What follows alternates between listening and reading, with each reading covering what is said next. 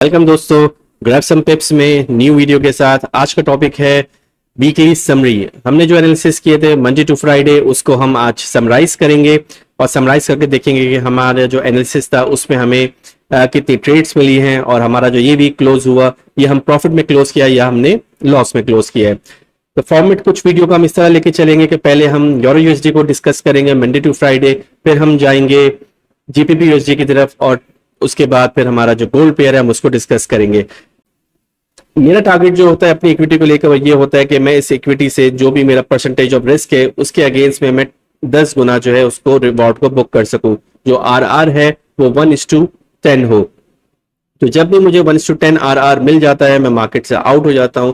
Either वो मुझे market के जब स्टार्ट होती है मंडे के फर्स्ट डे ही मार्केट में अगर मुझे 1:10 मिल जाए तो मैं फर्स्ट डे ही मार्केट से आउट हो जाऊंगा और अपने प्रॉफिट को एंजॉय करूंगा। तो ये टारगेट है। आप अपने माइंड में अपना टारगेट बनाइए कि आपको कितना आरआर बुक करना है।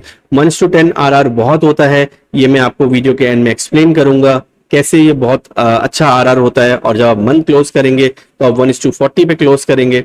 जो हमारा अगर परसेंटेज हमारी अच्छी रहती है तो 1:40 आरआर में आप अपने जो अकाउंट है, जो भी आपका बेसिक अकाउंट है, उसका आप कितना गुना उसको ग्रो कर सकते हैं।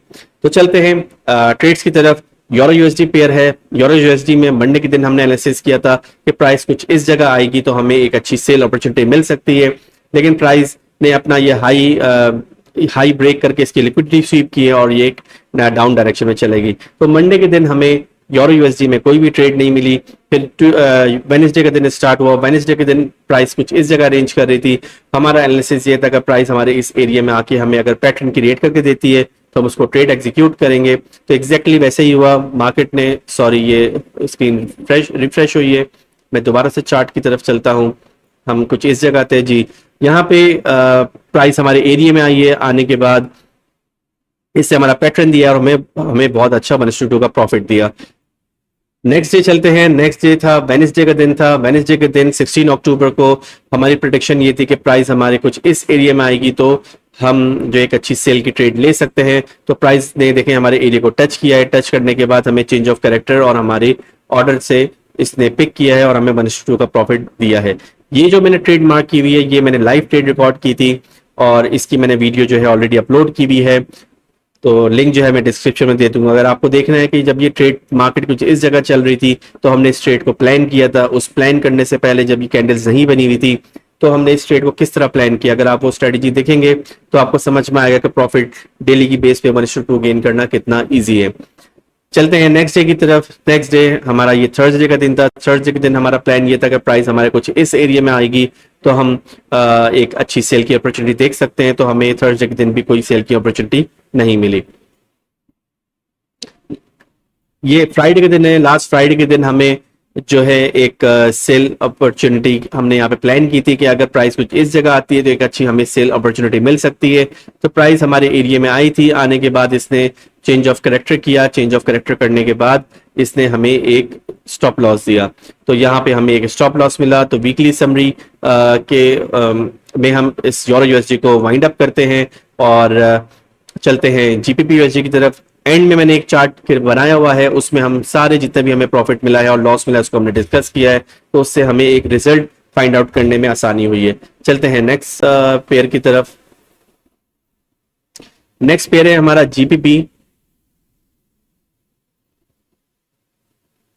नेक्स्ट पेयर है हमारा जीपीपी यूएसडी।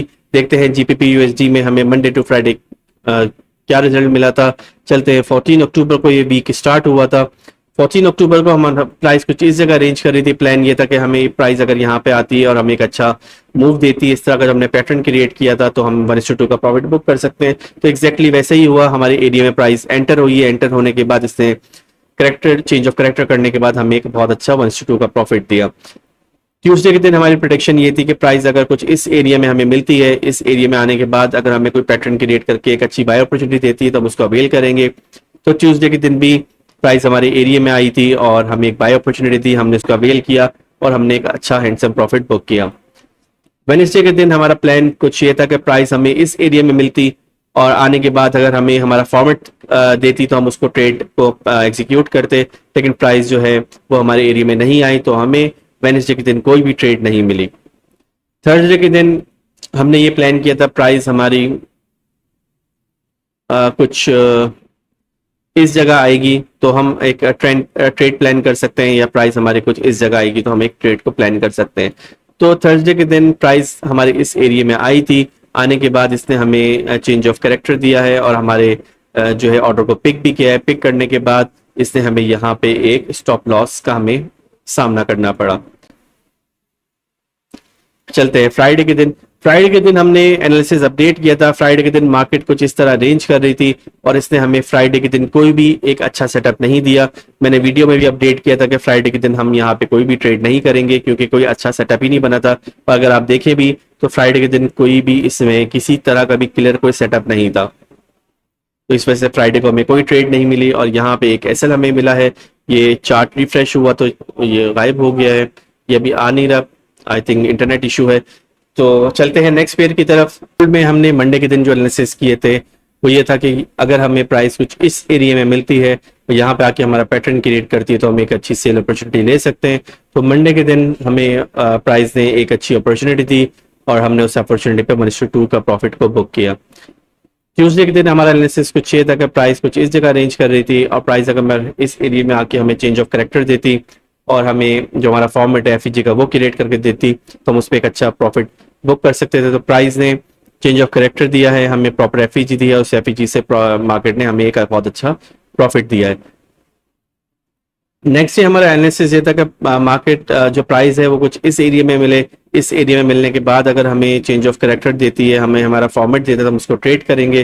पर प्राइस ने हमारा एरिया को ब्रेक कर दिया था। ब्रेक करने के बाद इसने यहाँ पे हमें कोई भी सेल अपॉर्चुनिटी नहीं दी क्योंकि हमारा एरिया ब्रेक हो गया था। एरिया ब्रेक होने के बाद फिर हम ट्रेड को नहीं देखते अंटिल अनलेस ट्रेड हमारे कुछ इस एरिया के आसपास से ही रिटर्न होना शुरू हो जाए।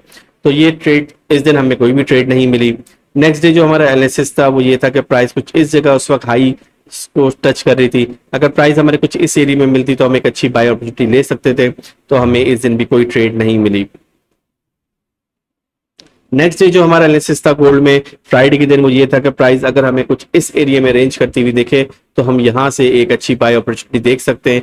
लेकिन अनफॉर्चुनेटली फ्राइडे के दिन भी हमें कोई हमारे प्राइस हमारे एरिया में ही नहीं आई और हमें कोई भी अपॉर्चुनिटी बाय की नहीं मिली। तो मैंने अब तक तीनों पेयर को कंक्लूड कर दिया है। अब चलते हैं चार्ट की तरफ और देखते हैं कि हमें हर पेयर में कितनी ट्रेड्स मिली और कितना इसमें हमें रिवॉर्ड मिला।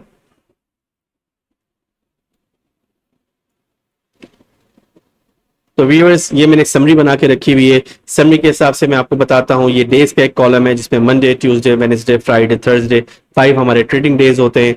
यूरो यूएसडी में कौन कौन सी ट्रेड्स मिली, जीपीपी और गोल्ड, ये तीनों का मैंने बना के रखा हुआ है। यूरो यूएसडी को सबसे पहले देखते हैं। मंडे के दिन हमें कोई ट्रेड नहीं मिली थी।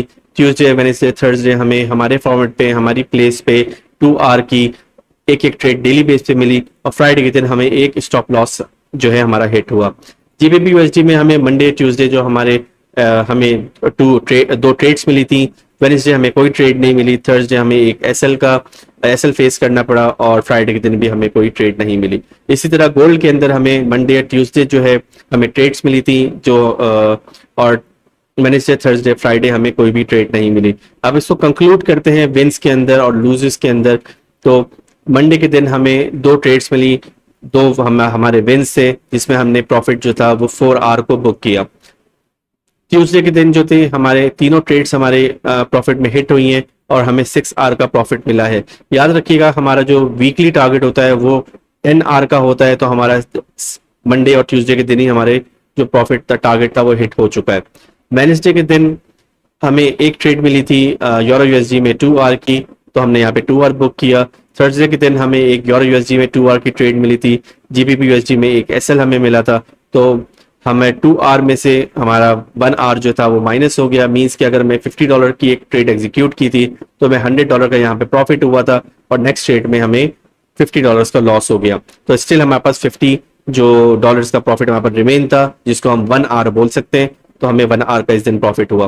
फ्राइडे के दिन हमें जीबीपी में और गोल्ड में तो कोई ट्रेड नहीं मिली और यूरो यूएसडी के अंदर हमें एक ट्रेड मिली थी जिसमें हमें एसएल जो है वो फेस करना पड़ा। अब एसएल हमारा अगेन जो है वो 1 आवर का होता है, तो हमें यहाँ पे 1 आवर हमने मेंशन कर दिया। अब इसको हम देखते हैं कि वीकली हमने क्या गेन किया। मंडे के दिन हमें 4 आवर का प्रॉफिट हुआ था।